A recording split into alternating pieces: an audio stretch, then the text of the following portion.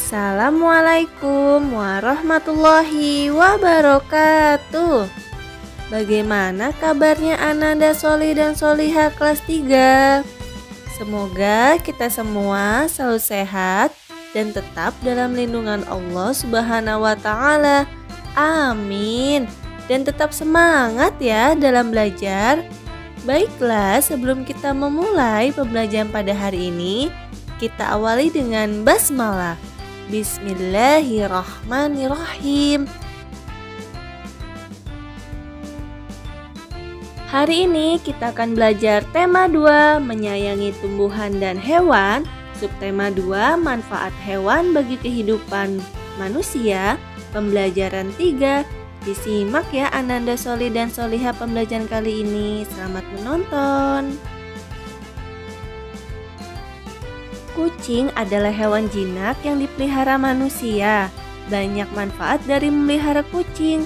Kucing sebagai teman bermain, dapat menghilangkan stres dan menghalau tikus. Ibu Beni suka kucing, namun tidak memelihara kucing.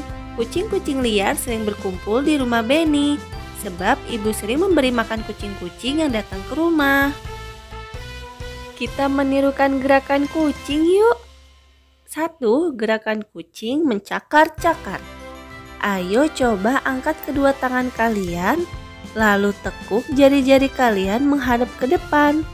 Kemudian gerakan naik turun ke atas dan ke bawah secara bergantian ya. Seperti itulah gerakan kucing mencakar-cakar. Nomor 2. Gerakan kucing menangkap tikus. Sudah tradisi kucing itu musuhnya tikus. Setiap ada tikus, pasti sama kucing dikejar-kejar sampai dapat. Nah, kucing menangkap tikus itu seperti apa ya gerakannya? Apakah kalian pernah melihat kucing menangkap tikus? Untuk nomor 3, menggabungkan gerakan mencakar-cakar dan gerakan menangkap tikus. Beni sedang membaca majalah tentang harimau. Harimau adalah salah satu hewan buas. Tempat hidupnya di hutan belantara. Jumlah harimau di dunia semakin berkurang, maka harimau termasuk binatang yang dilindungi. Ternyata di majalah itu terdapat dongeng yang bercerita tentang harimau. Apakah kalian mau mendengarkan dongeng tersebut? Ayo kita baca bersama-sama ya. Dongeng itu berjudul Kisah Petani dan Anak Harimau. Di sebuah desa di Pulau Jawa, tinggallah seorang kakek. Ia terkenal baik hati dan ramah. Namanya Ki Maulaya. Para warga desa sangat segan dan mengagumi beliau. Sifatnya yang arif dan bijaksana sering dijadikan tempat bertanya ketika ada perselisihan. Suatu hari, Ki Maulaya pulang dari sawah. Di tengah-tengah perjalanan menuju rumahnya, Ki Maulaya terhenti oleh suara yang didengarnya. Ia pun mencari dari mana suara itu berasal. Dia menemukan sebuah lubang jebakan. Dilihatnya ada 3 ekor anak harimau yang terjebak dan tidak bisa keluar.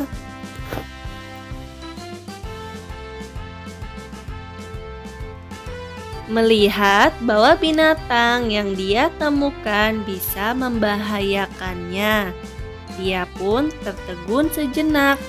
Setelah beberapa saat terpaku, Ki Maulaya dapat menekan rasa takutnya. Aku percaya bahwa kebaikan pasti dibalas dengan kebaikan pula. Dikeluarkannya satu persatu anak harimau itu. Setelah semua terangkat, dia pun naik keluar dari lubang itu. Baru saja dia sampai di atas, tiba-tiba dari semak belukar keluar seekor harimau yang sangat besar.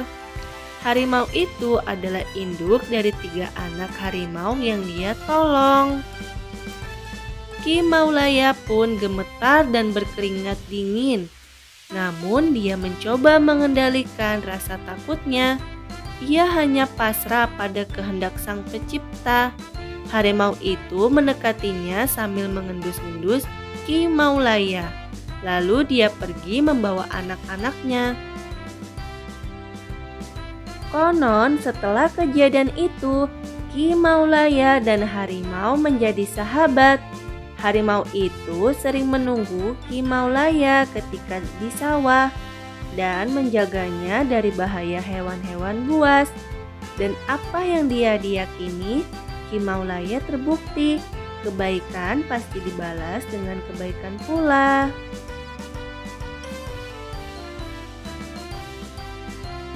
Tugas kalian adalah tulislah pesan yang terdapat pada dongeng kisah petani dan anak harimau. Kerjakan di buku tema kalian masing-masing. Jangan lupa beri nama dan tanggal. Sore hari, Benny memasukkan ayam-ayamnya ke kandang. Ia menemukan beberapa telur di dalam kandang. Ia sedang berpikir bagaimana jika telur itu ia simpan dalam beberapa tempat. 1. Ayam-ayam Benny ada yang bertelur. Hari ini Benny mengumpulkan telur-telur ayam di kandang. Ia mengumpulkan 20 telur. Gambarlah telur pada kotak yang tersedia. A.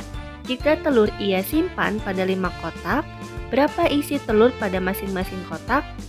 Caranya kita bagi 1 per 1 telur tersebut pada masing-masing kotak hingga jumlahnya 20.